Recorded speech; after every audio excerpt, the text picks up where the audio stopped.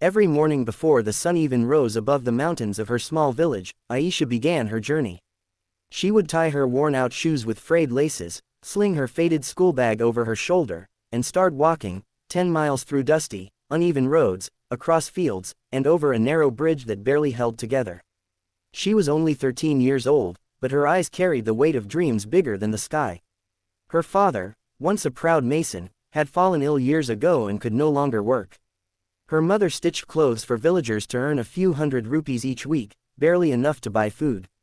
School was not just an option for Aisha, it was her escape.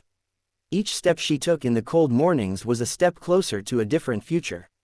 When she reached the small government school, her uniform was often covered in dust. Still, she sat on the front bench, eyes glowing with determination.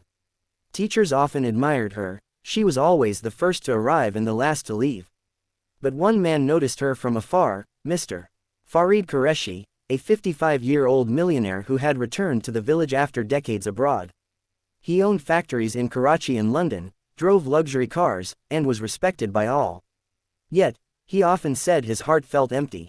One morning, while driving to inspect his farmland, he saw a small figure walking along the deserted road. The girl was carrying books and her shoes were torn. Curious, he slowed down his car. She didn't notice him, she was too focused on the road ahead. The next day, he saw her again. And the next. Finally, one morning, he decided to follow her discreetly. He parked his car at a distance and watched. Aisha walked through mud, jumped across puddles, and even helped a younger boy cross a broken wooden bridge. Then, she stopped to buy an old pencil from a roadside stall, with the few coins she had. Mr. Farid was moved. What kind of child walks 10 miles every day just to study? He whispered to himself. When Aisha finally reached the school gates, she turned and smiled faintly, her face covered in sweat, but her spirit shining. She wiped her brow and hurried inside. Mr. Farid couldn't stop thinking about her. That evening, he visited the school principal and asked, "Who is that little girl who comes from the outskirts every day?" The principal replied sadly, "That's Aisha. She lives in the next village, her father's ill, and they can't afford transport. But she's the brightest student we've ever had." Farid nodded slowly. Brightest, he repeated, the word echoing in his heart. That night, as he sat in his luxurious home filled with imported furniture and silence, he kept seeing her image, a small girl walking fearlessly through dust and heat just for an education. He decided to follow her again the next day, but this time, he wanted to see why she endured so much. The next morning, Mr. Farid dressed simply, no suit, no shiny car. He took an old jeep and followed her route from a greater distance. Aisha didn't notice him again. She hummed a tune quietly as she walked, holding her bag close. After nearly 2 hours, she reached her small clay house at the edge of the fields. When Farid arrived a few minutes later, he parked far and watched carefully. He saw Aisha's mother outside, washing clothes in a bucket, her hands red and raw from the cold water. Aisha knelt beside her and showed her the schoolbooks excitedly. "I came first in science, Ami," she said proudly. Her mother smiled weakly. "You'll be a doctor one day, inshallah." Aisha hugged her. "That's why I walk every day, so you and Abba won't have to suffer anymore." Mr. Farid's eyes welled up. Her why was not ambition, it was love. Moments later, her father coughed heavily inside the house. Aisha rushed in to help him sit up and offered him medicine. "Don't worry, Abba, I'll study hard. One day, I'll buy you a new house." Farid quietly stepped out of his jeep. He walked toward the small house and knocked gently. Aisha opened the door, startled to see a stranger.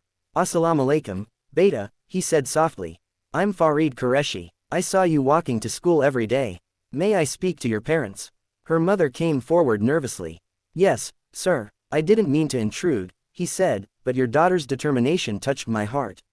No child should have to walk 10 miles to learn. From today, I'll make sure she doesn't have to." They looked at him in disbelief. Farid smiled kindly. "I'm going to arrange transport for her, and pay her school fees until she finishes university." Aisha's eyes widened. "Sir, really?" "Yes," he nodded. "And if you keep working hard, I'll make sure you study medicine, just like you dream of." Tears rolled down her mother's cheeks. "May Allah bless you, Sahib. You've given us hope again." But Farid didn't stop there. The next week, he built a small free school bus system for the village children who used to walk long distances. He also started a scholarship program in Aisha's name, the Aisha Hope Foundation, to support poor but determined students. Aisha's story spread across the district. Newspapers called her the girl who walked for knowledge. Years passed. Aisha studied tirelessly, now riding the school bus every morning. She excelled in every subject and eventually earned a full scholarship to medical college in Lahore. At her farewell ceremony, she stood at the podium, holding her gold medal, and said, "Greater than, when I walked those 10 miles every day, I thought I was walking toward my dream. But now I know, every step was also leading someone else toward kindness." Mr. Farid, sitting in the front row, wiped a tear. She looked at him and smiled. Because one man cared enough to follow a little girl on a dusty road. Years later, when Aisha finally became Drive Aisha Farid, she returned to her village, not in rags, but in a white coat and stethoscope. She opened a free clinic next to the very school where her journey began. And outside the clinic, on a marble plaque, were these words engraved. "Greater than, for every child who walks miles for a dream, never stop. Because someone, somewhere, is watching your courage." And beneath it, in smaller letters, "In loving memory of Mr. Farid Qureshi, the man who followed a dream and found a purpose."